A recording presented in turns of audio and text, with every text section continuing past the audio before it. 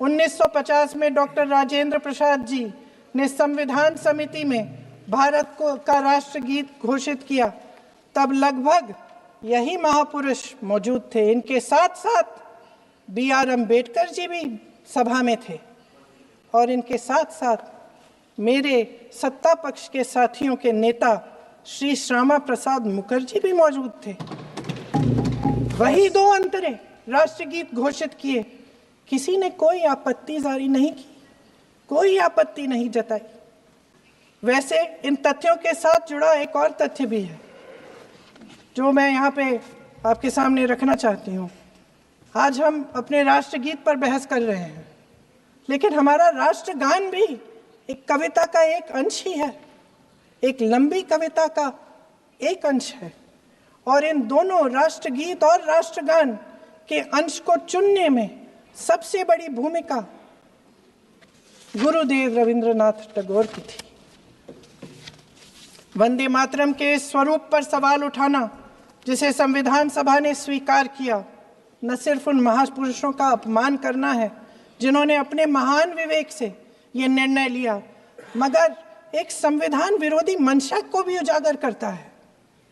क्या सत्ता पक्ष के हमारे साथी इतने अहंकारी हो गए हैं कि अपने आप को महात्मा गांधी जी से, रविंद्रनाथ टैगोर जी से, राजेंद्र प्रसाद जी से, बाबा साहब अम्बेडकर जी से, मौलाना आजाद जी से, सरदार पटेल जी से, सुभाष चंद्र बोस जी से बड़ा समझने लग गए हैं?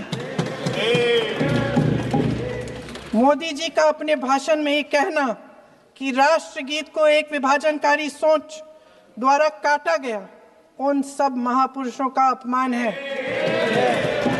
जिन्होंने अपना पूरा जीवन इस देश की आजादी की लड़ाई में झोंक दिया।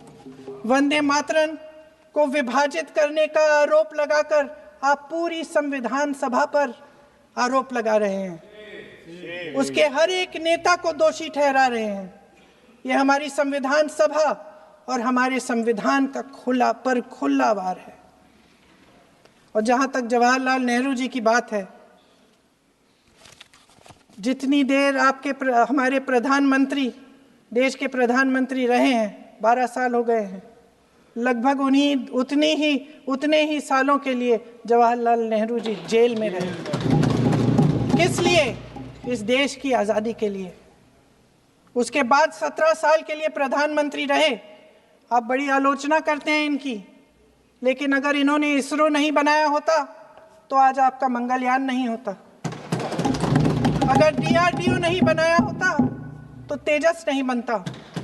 अगर IIT और IIM नहीं बनाए होते तो हम आज IT में आगे नहीं होते। अगर एम्स नहीं बनाया होता तो हम कोरोना की जब बड़ी चुनौती का सामना कैसे करते?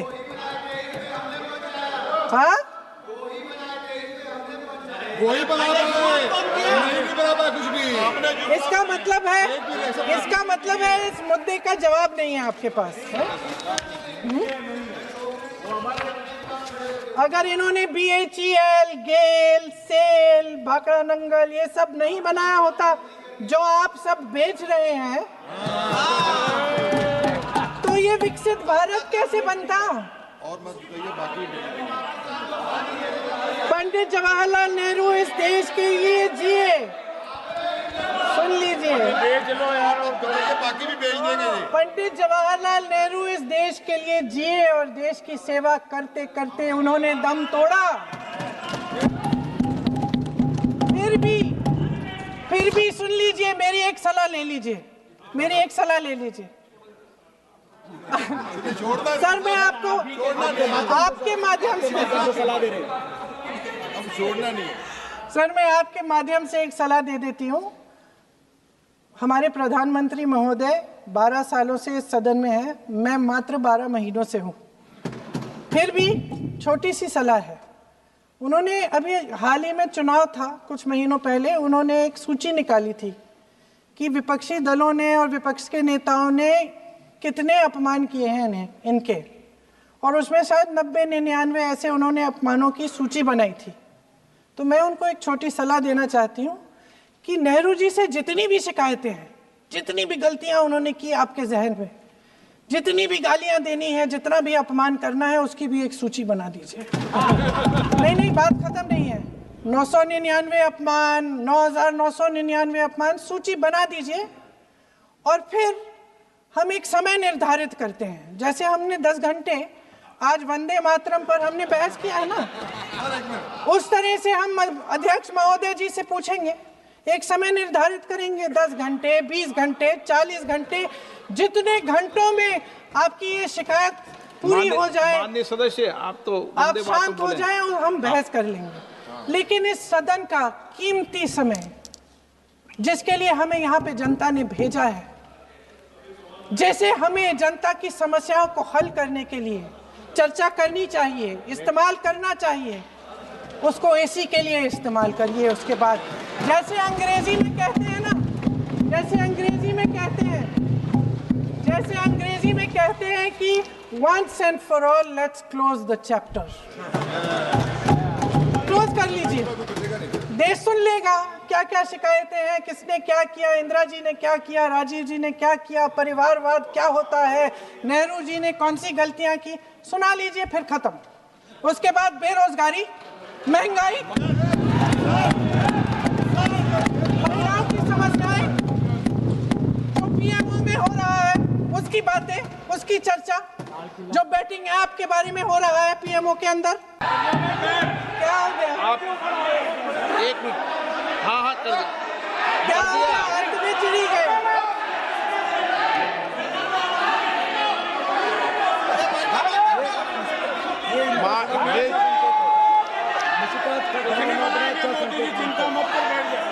बहुत बढ़िया। माननीय सदस्य, एक मिनट, माननीय सदस्य, आगे बढ़ो आप महोदय, आगे वंदे बढ़ो। मातरम पर सार्थक चर्चा करें। ठीक सर, इधर-उधर सर, बात डाइवर्ट नहीं यही तो। थी सर, संक्षिप्त में बात यही थी कोई डाइवर्ट नहीं कि होना हम चाहिए अतीत अपन में को। बातें करते रहते हैं। माननीय सदस्य, नहीं, आप बिना तथ्यों के कोई बात नहीं करें। आप वंदे मातरम पे बोले उचित रहेगा।